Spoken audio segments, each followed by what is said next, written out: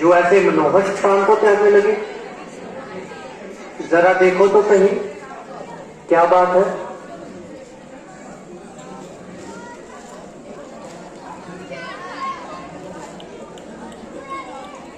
जी, वह देखिए, कुछ दूरी पर बड़ी धूल छा रही है।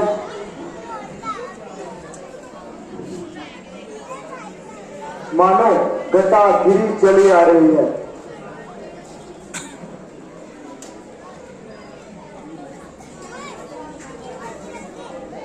और वह देखो, सूर्यवंशी झंडा वायुमंडल में लहरा रहा है।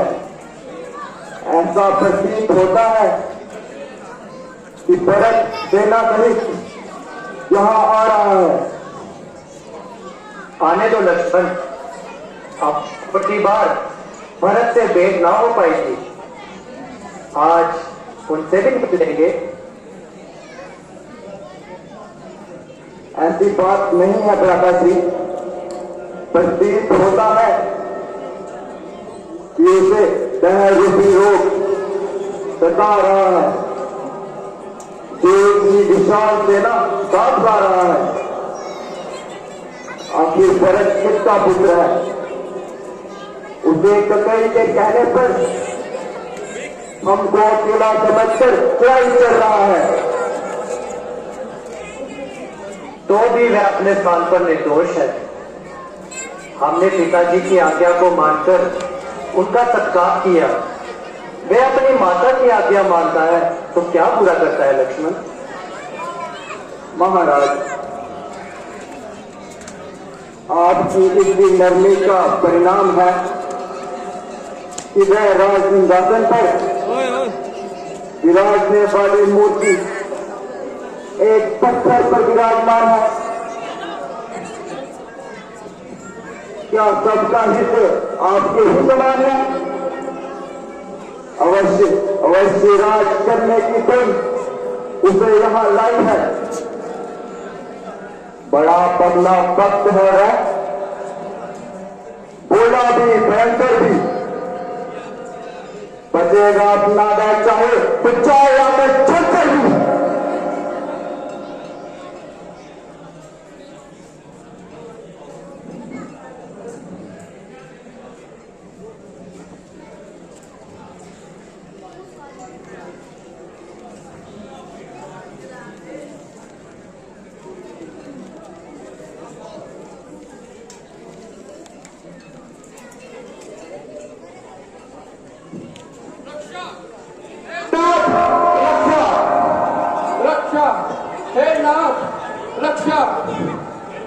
रक्षा, हे नाथ, रक्षा, रक्षा, हे नाथ, रक्षा। दुखी मन और दुखी हृदय पे अब करुणा करो स्वामी, चरण में आ पड़ा हूं, मेरी रक्षा करो स्वामी। दुखी क्यों इस तरह होते हो? सीधे तो डरो भाई, पड़ा है क्या संकट तुम पर? जरा वर्णन तो करो भाई।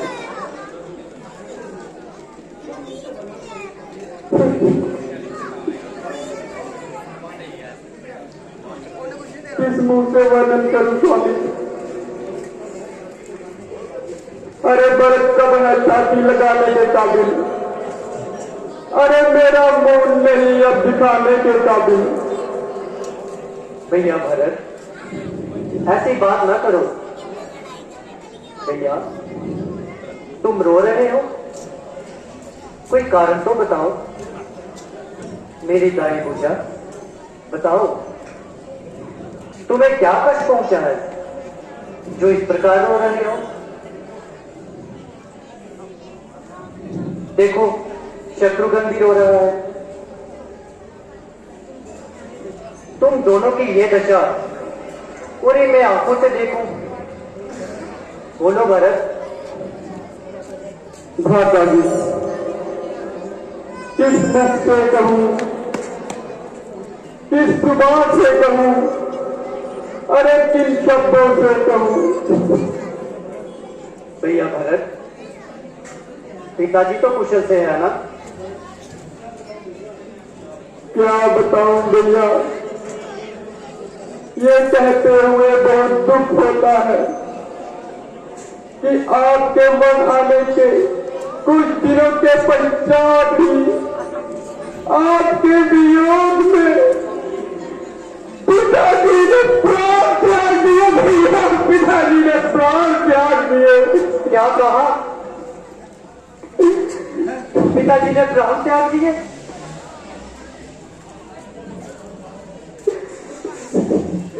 हाँ भैया, पिताजी का स्वर्गवास हो गया। पिताजी, पिताजी हमें किसके सहारे छोड़ गए?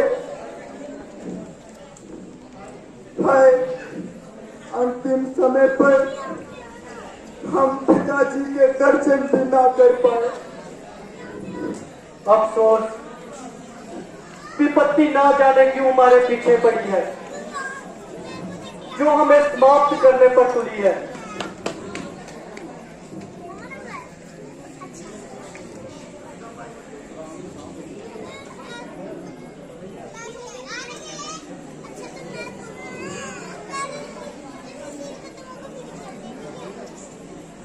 भैया, अब आप कृपा करके वापिस अयोध्या चलिए। नहीं भरत, अभी अयोध्या जाने में, अभी अयोध्या जाना मेरे लिए संभव नहीं। भैया, अरे भरत से ऐसी कौन सी खता हो गई जो आपको मुझ पर इतना भ्रम हो गया?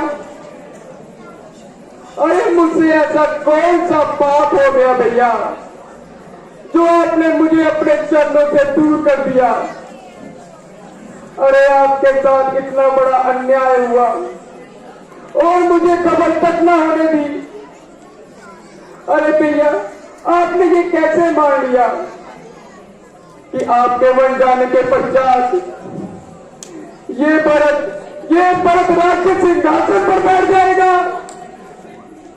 अरे आपको दुखों में छोड़कर अरे चैन की नींद सो जाएगा।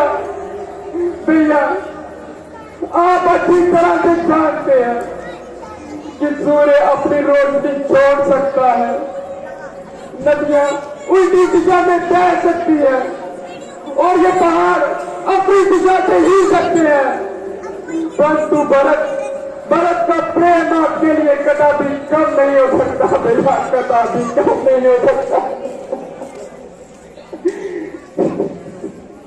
प्रभु, फिर भी आपने मुझे गैर समझा। प्यारे भरत, ये तुम कैसी बातें कर रहे हो? मुझे ना तो तुम्हारे प्रेम पर शक है, ना ही तुम्हारे प्रति मेरे मन में कोई गिला। प्यारे भरत, इसमें तुम्हारा कोई दोष नहीं और ना ही माता ककेई का। ये सब विधाता का खेल है। जिस तरह तुम्हारा प्रेम मेरे प्रति अटल है, उसी तरह मेरा प्रेम भी तुम्हारे प्रति अटल है। लेकिन धर्म का पालन करना भी अनिवार्य है। अगर मैं धर्म का दामन छोड़ता हूं तो माता की आज्ञा को तोड़ने का दोषी बनता हूं। मगर भैया, आप उस माता की आज्ञा तोड़ने के लिए ना कह रहे हैं। अरे जिसने आपको तोहफे से वन में भिजवाया और मुझे आपके चरणों से दूर किया। अरे मैं पिताजी की मृत्यु का कारण बनी भैया। वे माता नहीं कुमाता है भैया, कुमाता है। ऐसी माता की आज्ञा तोड़ने में ही अपराध नहीं और न्याय संगत है भैया, न्याय संगत है। नहीं भरत, ऐसे अपशब्द मुख से मत निकालो। आखिर वह हमारी मां है। पुत्र का धर्म यही है कि वह अपने माता पिता की आज्ञा को माने, ना कि उनमें गलतियां निकाले। पिताजी ने तो अपने बच्चों की खातिर अपने प्राण तक त्याग दिए। माता ने तो केवल 14 वर्षों का वनवास ही दिया है। अगर वह पूरी उम्र का वनवास भी देते तो मैं अपना सौभाग्य समझता। ठीक है भैया, मैं आपकी जगह 14 वर्ष वनों में रहूंगा, पिताजी की आज्ञा का पालन करूंगा, अन्यथा यहीं पर अपने प्राण त्याग दूंगा। प्यारे भरत, मैं तुम्हारी बात अवश्य मान लेता, परंतु क्या करूं, धर्म का मार्ग बहुत कठिन है। सत्य रक्षा में ऐसी कठिनाइयां आया करती हैं। याद रखो, मोर ध्वज ने सत्य पर बलिदान बेटे को किया। सत्य पर राजा हरिश्चंद्र ने परिवार को भी तज दिया। सत्य पर राजा शिवी ने प्राण का सौदा किया। सत्य के कारण ही हमें वनवास आना पड़ा। इसलिए भरत, पिताजी की आज्ञा मेरे लिए और मेरी आज्ञा तुम्हारे लिए है कि तुम जाकर राजपाट करो। भ्राता जी, क्या भरत को इन दुखों से मुक्ति नहीं दोगे? क्यों नहीं भरत, किंतु 14 वर्षों तक तुम्हें ही राज्य का भार संभालना होगा। यही मेरी आज्ञा है। ये ना समझो राम को कि तुम भी यहाँ आनंद है। क्या करे पर राम अपने धर्म पर पाबंद है। प्रभु, मुझे भी माफ।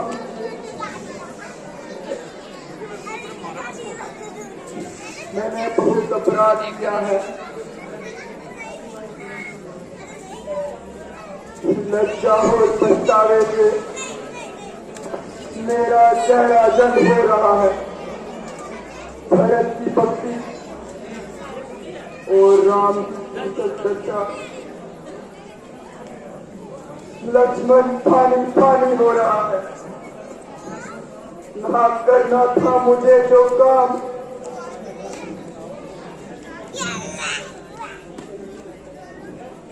वही कर बैठा। बिना फिराक के ही भाई पे आंखें लाल कर बैठा। खूब होता कि तुम अपना गुस्सा उतारते। अरे मुझे धिक्कारते। अरे भाई के बदले कुल घातक कहकर पुकारते। अरे कर्म से मेरी खता को त्याग कर ही रह गए। अरे भाई थे आंखें लाल कर ही रह गए। क्षमा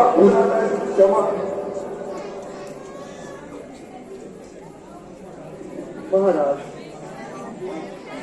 आपके वियोग में अयोध्या गुजर चुकी है। नर नारी दुखी हो रहे हैं, पशु पक्षी भ्रांत हो रहे हैं। जिस प्रकार जल के बिना मछली, मणि के बिना नाग और पति के बिना सती का जीवन निरर्थक होता, उसी प्रकार आपके वियोग में सारा नगर खून से आंसू रोता है। प्रिय शत्रुघ्न, सत्य का पालन करे सब, यही सच्चा धर्म है। याद रखो, सबसे ऊंचा सबसे ऊपर धर्म है। भ्राता जी, मन तो नहीं मानता, किंतु आपकी आज्ञा का पालन करना मेरा धर्म है। परंतु सिंहासन पर बैठने का मेरा अधिकार नहीं। इसलिए आप कृपा करके अपनी खड़ाऊ मुझे दे दीजिए। मैं उन्हें राज्य सिंहासन पर बिठाऊंगा और आपके लोग ने भी अभी तक मैं उनकी पूजा किया करूंगा प्रभु।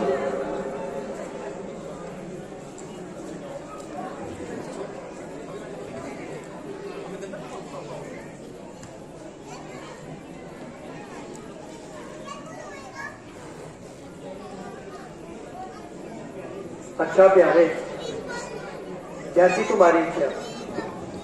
ये लो पढ़ो।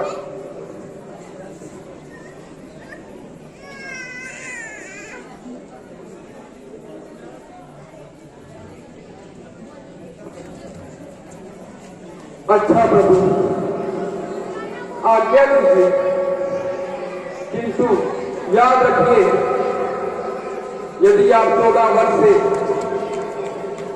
एक पल भी अधिक लगाएंगे तो आप अपने भाई भरत को जीवित नहीं पाएंगे।